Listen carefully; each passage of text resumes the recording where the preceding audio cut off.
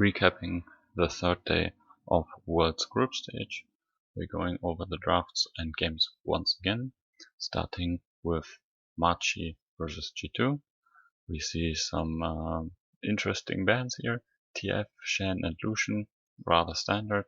Set on Renekton, preparing for a slower and weaker top lane, pinching PK's champion pool.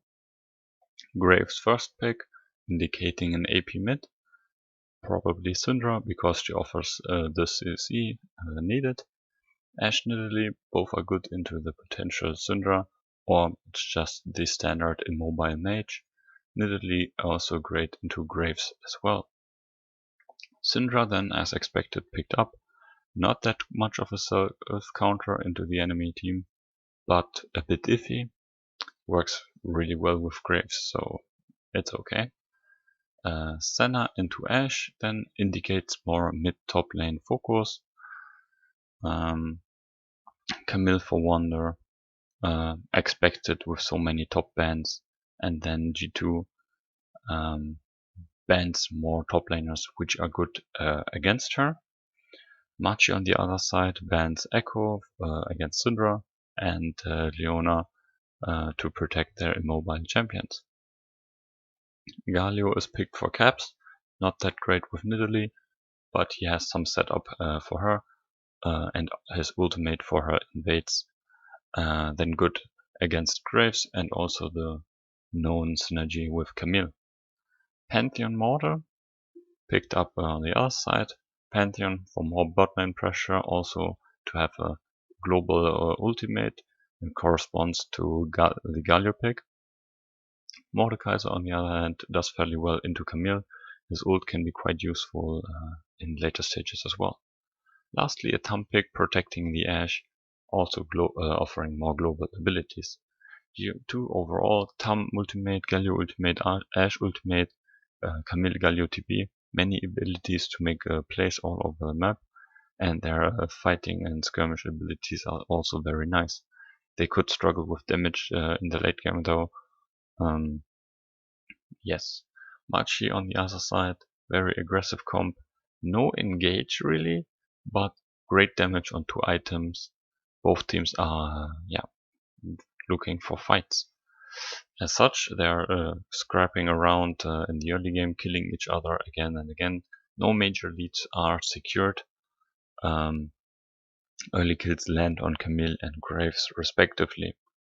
Overall, G2 though seems to be small steps ahead every time, getting an extra wave or a camp in each of these trades and rotations that are happening in the early and mid game. In the mid lane stare down, then later G2 aces the enemy team, one-shotting the fat Graves and wasting Syndra ults into stopwatches. So not that greatly played by Machi. G2 then overforces and gives up a few shutdowns respectively, slowing the game down and enabling Machi to get the Baron buff after another overstay from G2. Though Machi then having to pick up G2's overstayed style, randomly walking around the jungle with no pressure and no summoner spells, getting engaged in the small corridors and getting completely slaughtered and picked off, ending in the G2 win afterwards. So, coming to the next game, we have Suning against Team Liquid. Team Liquid looking for first win for NA, and Suning, trying to prove that the G2 series was just a fluke. So, Camille Renekton Ashe, the first 2 bans against Bin, the later one against Wanfeng. Good champions for these players. Shen Ornn against Impact and TF against Jensen. Even though he lost the last game, his performance was okay-ish. Syndra first, it's not that amazing, but solid pick, forces an AD jungler though. Nidalee Galio answered the Syndra and the jungler, which is likely Graves, right? But then TL picks Rakan Twitch. A bit strange. Strong mid-game teamfight combo.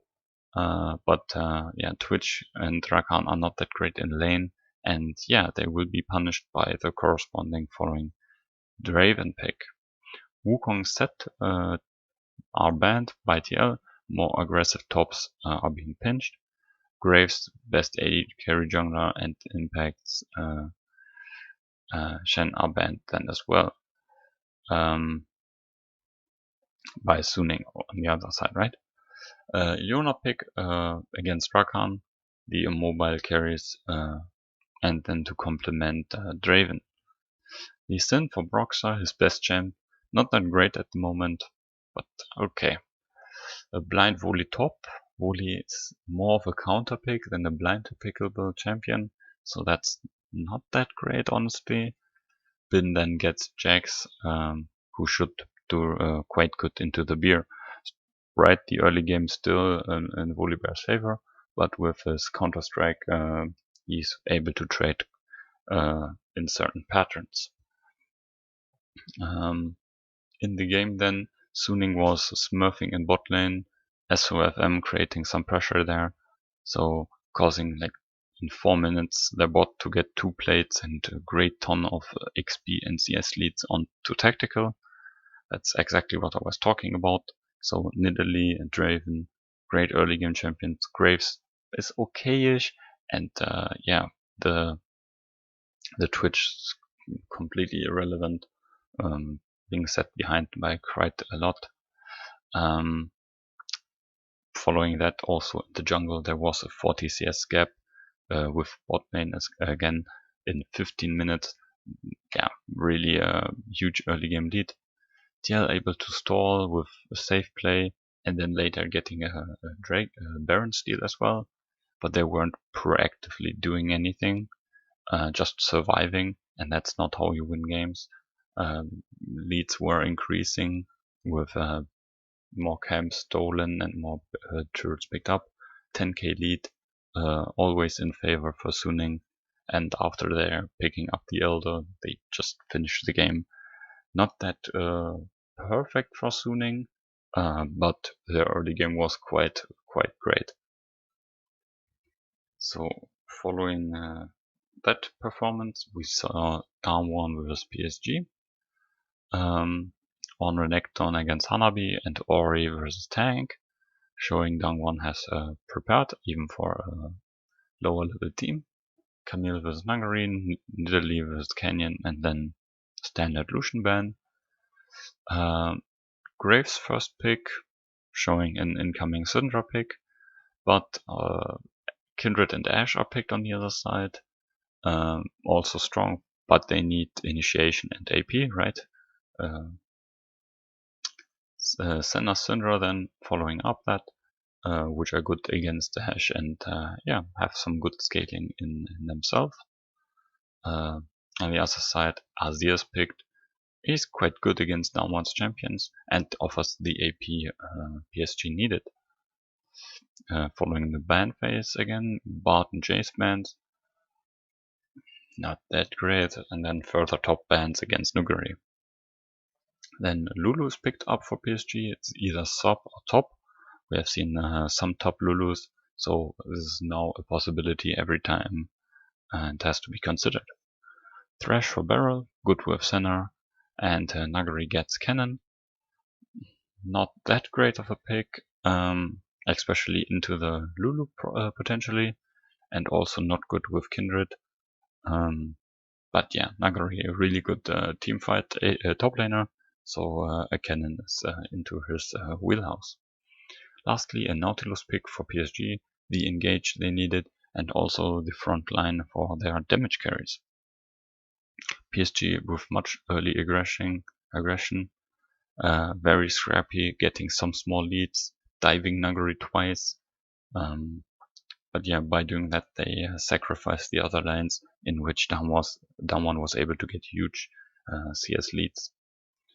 Down 1's comp though, having little means for comebacks abilities, but yeah, this didn't matter simply by being better in every regard, creating thousands of gold leads passively through everything, rotations, CSing, invading here and there. It's just every player is way better Nagori than getting even solo kills, even though he was put behind. And yeah, Canyon again, not that great of a performance in comparison to the first two games of him, but still really solid and out jungling River. Tangwon was just going over them without much hard work. Still, PSG looking better and better with every game, showing the fruits of their practice and growing synergy with this new roster. So finishing Group B with the next game, JDG and Rogue. Irelia Akali bans against Larsen and Shen against Finn. TF Lucian against Yagao and Camille against Zun. Very standard and very good bans, I'd have to say. Missing maybe the Ornn against Finn, but I think Shen is really good as well. Forcing him more to play for lane. First pick Renekton. What the fuck is that? This is really bad drafting.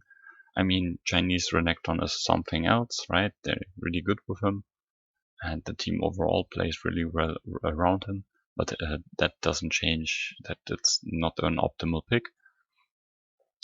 Following that, Nidalee and obviously a Volibear pick. Nidalee, very strong jungler at the moment, Volibear the counter to the Renekton. Then following that, on the other side, we see Lilia and Zoe.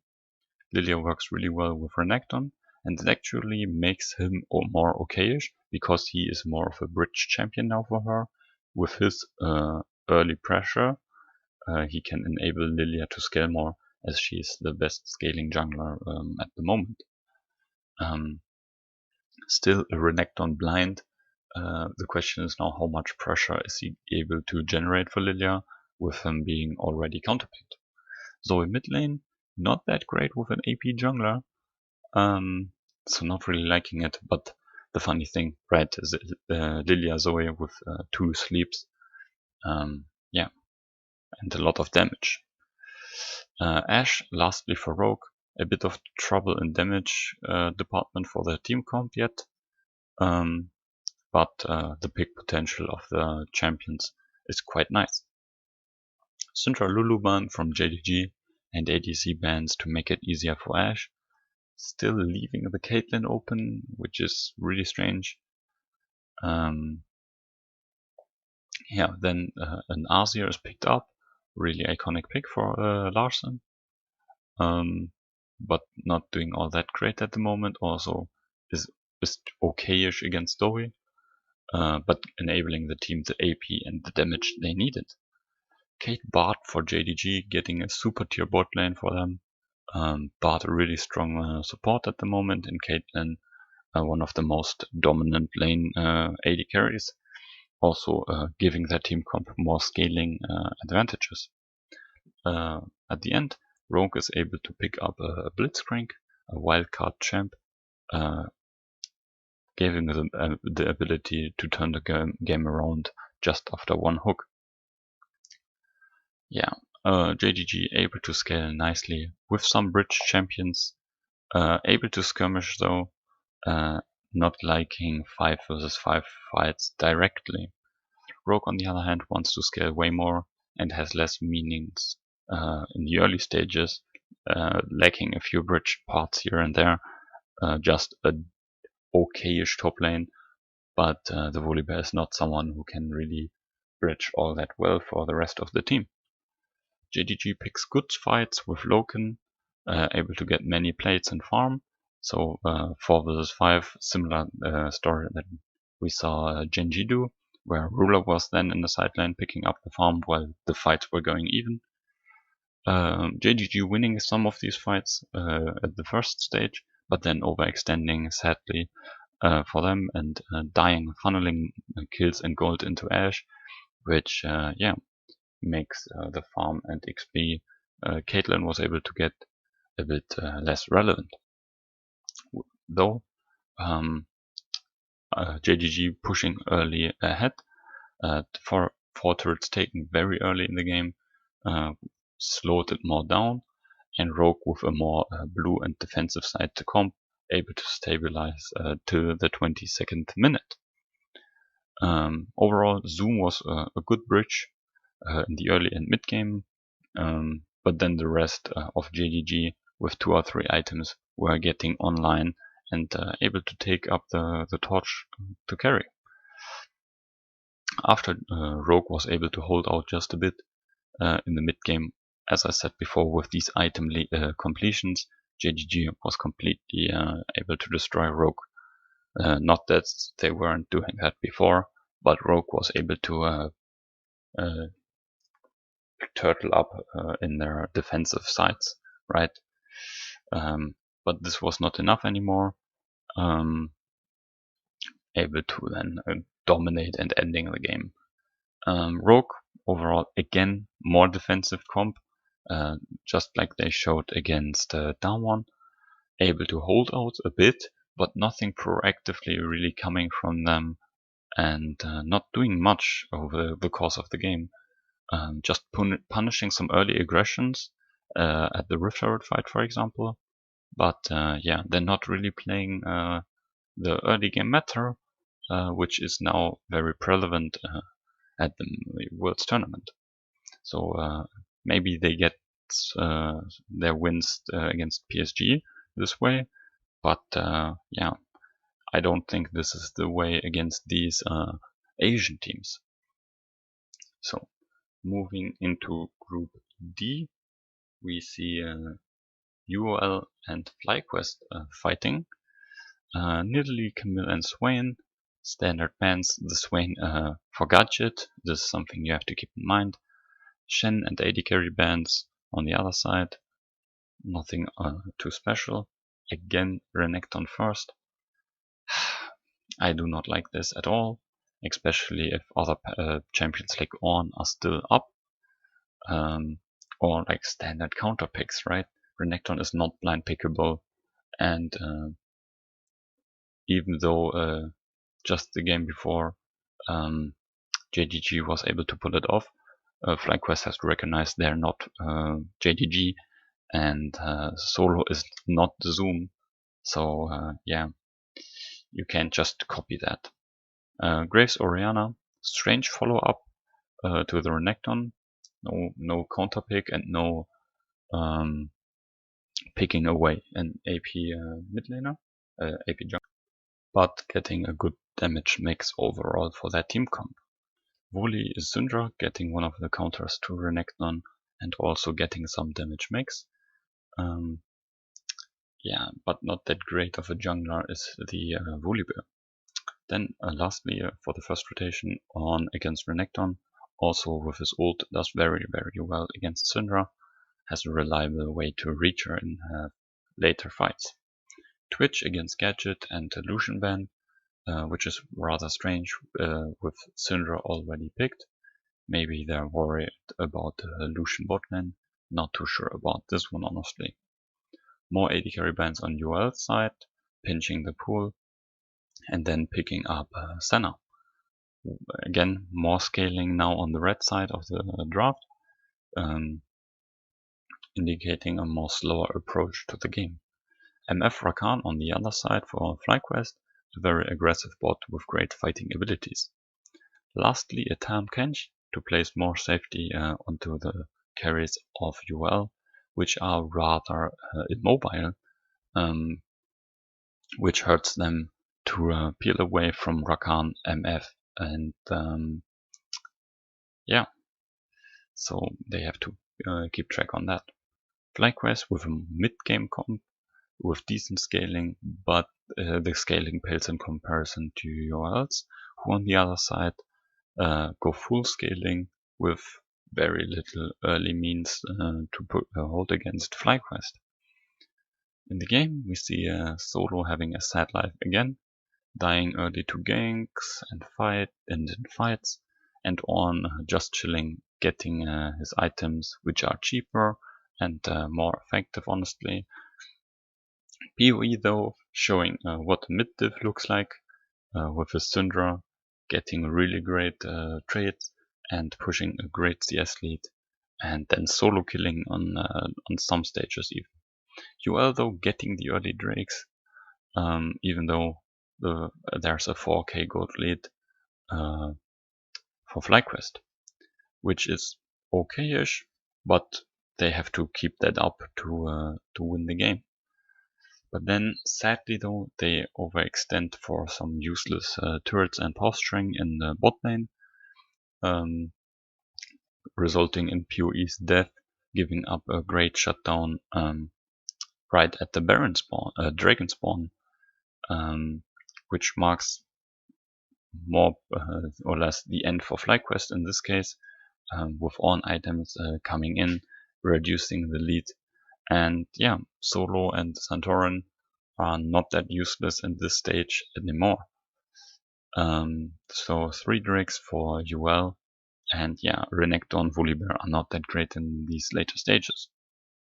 At Soul Drake though, FlyQuest is able to get the miracle fight with a great flank from Solo, showing even though he's very far behind, if you can get into the backline and stun up the targets and just disrupt the flow of the enemy's fight, he can still be relevant, even though the scoreboard doesn't show that, resulting in the Soul Drake, or denying the Soul Drake for UL and the Baron, which is a more or less last chance now for FlyQuest to win, till the scaling will unavoidably tip over the favors of the game. Yeah, a very they are not able to finish the game, and another Drake fight is the result of that. Right, Soul Drake is up for UL, and an Infernal Soul is very strong, and yeah, would clearly put the nail in the coffin. The fight is very chaotic and ends up in the second Drake for FlyQuest.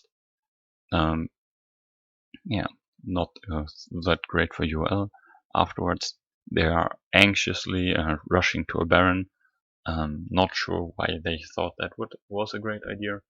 They weren't paying attention to the TPs and ults of the enemy team, resulting in FlyQuest then attacking them while they were doing the Baron, stealing the Baron even. Like, it was a complete mess, ending the game afterwards. Then we have to talk a bit about some performances here.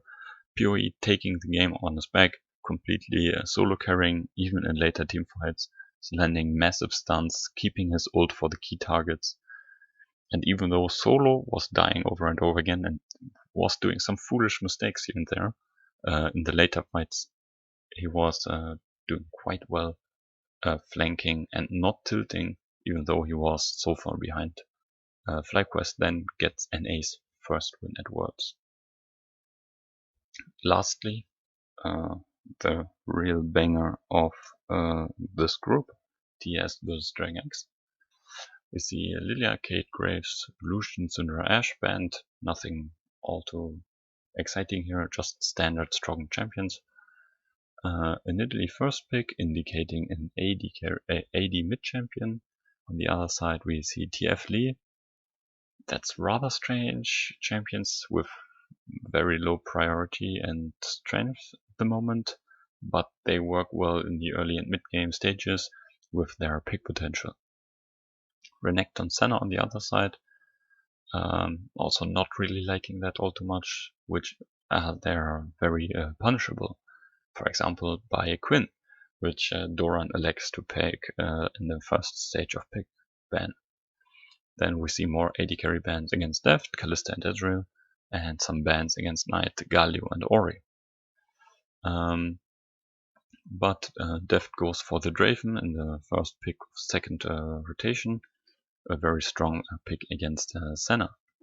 Even though now, looking all over Dragon X, Quinn and Draven, as well as Lee Sin, very heavy AD, very heavy focused on auto attacks. So yeah, not doing that great in the drafting department now.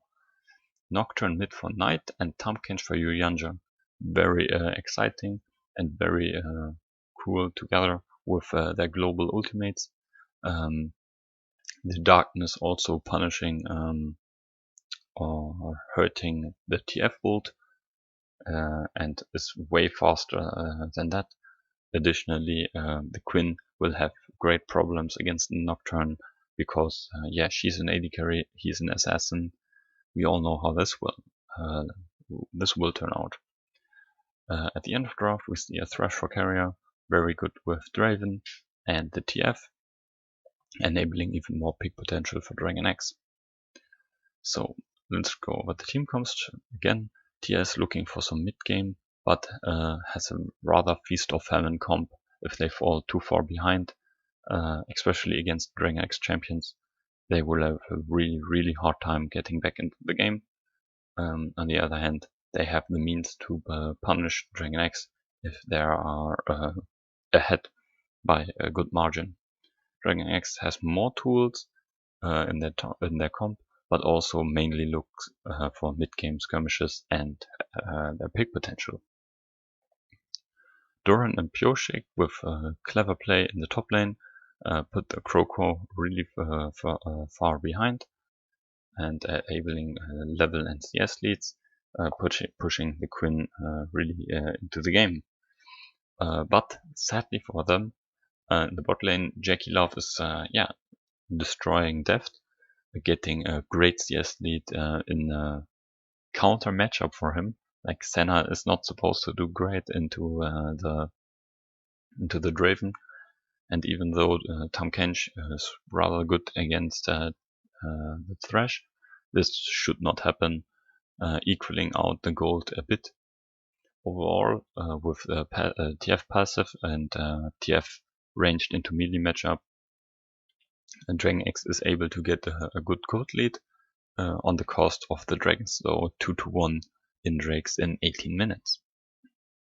Mountain drakes are spawning for soul, which are very good for TS against the heavy AD comp of Dragon X.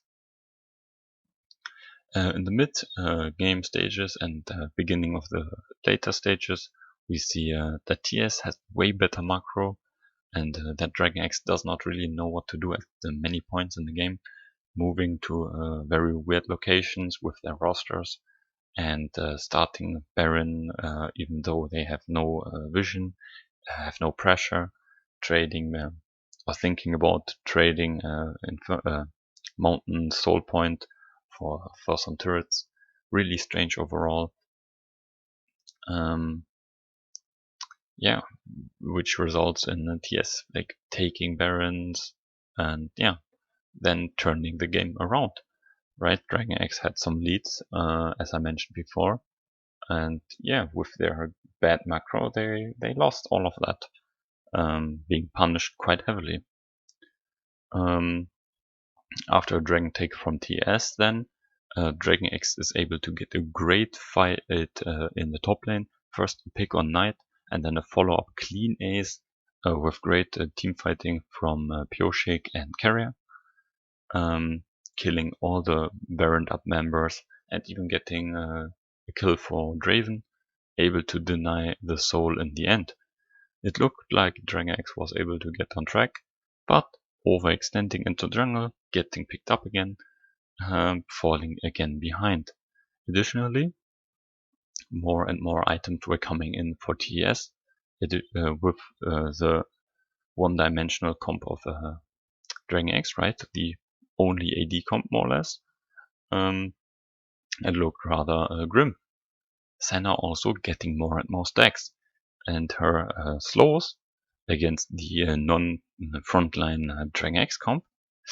Yeah, that's hurts really much, and that's what we saw in the end of the game. Both teams were like scrambling around in mid lane, looking for some picks and looking for some fights. Dragon X with no front line though, and the slows coming in from Senna were just picked up one by one, scrambling away, trying to run. But with no front line, they have no means to protect themselves. And then the follow-up from TS under fleeing targets of Dragon X was way too much, killing most of them then and then with the long death timers were able to finish it. Rather anticlimactic, but yeah, it showed how Dragon X had a really bad draft, and the Nocturne mid, even though it wasn't that awesome, was doing what he needed to do, punishing the Quinn and disrupting the game plan of Dragon X with the TF.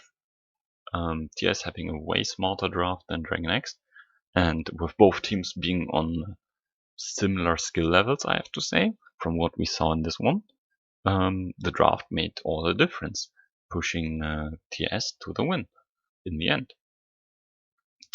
So, finishing up this video, we're going over the standings lastly. We see Group A, G2 at first with 2-0. Following that, Suning and Machi. Lastly, Team Liquid. Group B, Down1, JDG, Rogue, PSG in that order.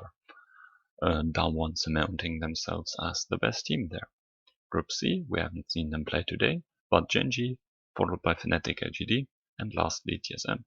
In Group D, we have TES on top, followed by Dragon X FlyQuest, and lastly UL. So that rounds up the third day of the recaps. We're going to see interesting games tomorrow. So yeah, wish you all a great day and see you around.